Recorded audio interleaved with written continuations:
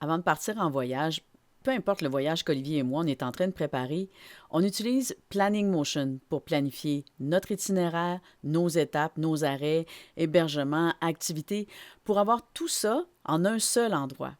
Et quand on est sur la route, plus spécifiquement dans l'Est des États-Unis, il y a 5 applications dont on ne peut pas se passer. Je suis Nathalie Bergeron, la cofondatrice et créatrice de l'application de planification de voyage Planning Motion. On me demande souvent quelles sont les applications à avoir absolument sur son téléphone quand on part sur la route aux États-Unis. J'en utilise plusieurs et je vais partager ici les 5 que j'utilise le plus pendant les road trips. Pour décider où s'arrêter prendre de l'essence, on utilise l'application Gas Buddy. C'est une application qui permet d'obtenir le prix de l'essence des stations-service. En cliquant sur Carte, on peut voir où sont les stations sur notre route et quels sont les prix pour chacune. Cette information est disponible parce que les utilisateurs de l'application ajoutent ou confirment le prix qu'ils ont effectivement payé. On peut voir de quand date le prix. Si c'est récent, généralement, on peut s'y fier. Si le prix date de quelques jours, ça a pu changer. On peut vraiment économiser beaucoup en utilisant GasBuddy et on peut facilement contribuer en confirmant et en ajoutant le prix lorsqu'on s'arrête de faire le plein. On a besoin évidemment d'avoir accès Internet sur son appareil pour utiliser GasBuddy.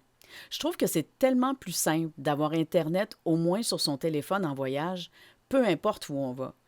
Et comme avec GasBuddy, ça permet d'avoir des informations sur la route qui nous permettent d'économiser sur l'essence. Alors juste pour ça, ça peut valoir la peine de prendre un forfait cellulaire. Il y a plusieurs façons d'avoir Internet en voyage sans que ça coûte trop cher.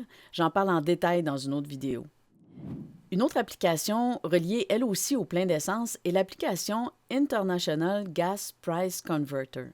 On l'utilise surtout au début d'un voyage sur la route aux États-Unis, le temps de s'habituer au prix de l'essence en gallons, au taux de change. Ça permet de facilement convertir le prix en devise américaine pour le gallon américain en litres en dollars canadiens. Alors, j'indique le prix de l'essence. Je sélectionne la devise, donc ici en dollars américains. Ensuite, je sélectionne pour quelle quantité et ce prix que j'ai indiqué. Donc, c'est par gallon américain. Ensuite, je sélectionne dollars canadiens, puis litres pour pouvoir comparer avec ce que je connais. Donc, le 3,69 le gallon équivaut à 1,32 le litre en dollars canadiens. Bon, évidemment, c'est un taux de change approximatif. Ce n'est pas exactement ce que je vais avoir sur ma carte de crédit, mais ça donne une bonne idée, un ordre de grandeur. Très pratique et plus simple que de calculer et de faire la conversion à la main. Sur la route, surtout dans l'Est des États-Unis, on va avoir la possibilité d'emprunter des autoroutes à péage.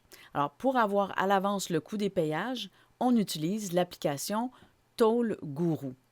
En commençant la journée, j'inscris mon lieu de départ et l'endroit où je prévois m'arrêter. Suivante, je sélectionne mon type de véhicule.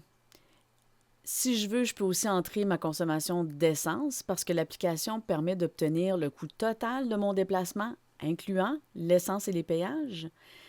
Et si j'ai un transpondeur EasyPass, il va aussi calculer le coût en fonction de ça.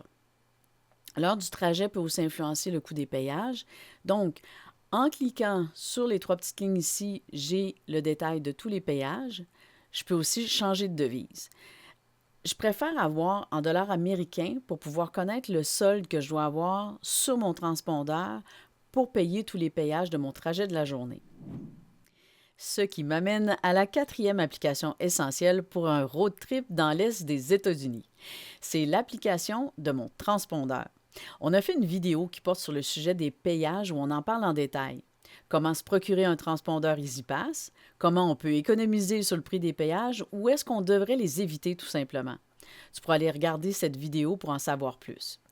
Nous, on s'est procuré le transpondeur Unipass qui fonctionne avec l'application ePass. L'application me permet de voir mon solde. Pour ajouter des fonds à mon solde, je clique sur Reload et étant donné que j'ai déjà rentré ma carte de crédit dans mon compte, je peux simplement sélectionner le montant ajouté pour couvrir le coût des péages de la journée que j'ai prévu avec l'application Toll Guru Et dans Activités, ben, je vois les montants que j'ai ajoutés à mon compte et les paiements des payages que j'ai traversés. Pour le paiement des payages, ça peut prendre plusieurs jours avant d'être inscrit au compte. Donc, il faut quand même bien suivre au fur et à mesure le solde à avoir dans son compte pour couvrir le montant total à payer. Et finalement, l'application dont on ne peut pas se passer depuis des années quand on roule sur les autoroutes américaines, c'est l'application eExit. C'est une version numérique du livre The Next Exit qui est un répertoire de ce qu'on retrouve à chacune des sorties des autoroutes. Les arrêts pour manger, les garages, pharmacies, les grands magasins, les haltes routières, les aires de service, vraiment tout est là. Et puisqu'on est géolocalisé, on sait dans combien de milles la sortie se trouve. On peut même chercher par mots-clés pour voir où, par exemple, est le prochain Cracker Barrel sur la route. On utilise aussi d'autres applications, comme évidemment les applications de cartographie, les GPS pour la navigation. On va faire une autre vidéo sur ce sujet-là. Ça vaut vraiment la peine d'en parler spécifiquement. D'ailleurs, avec Planning Motion, on peut exporter dans des applications de cartographie comme Maps.me ou Google My Maps toutes les étapes, arrêts, hébergements, activités qu'on a entrées dans Planning Motion pour les avoir sur son téléphone portable.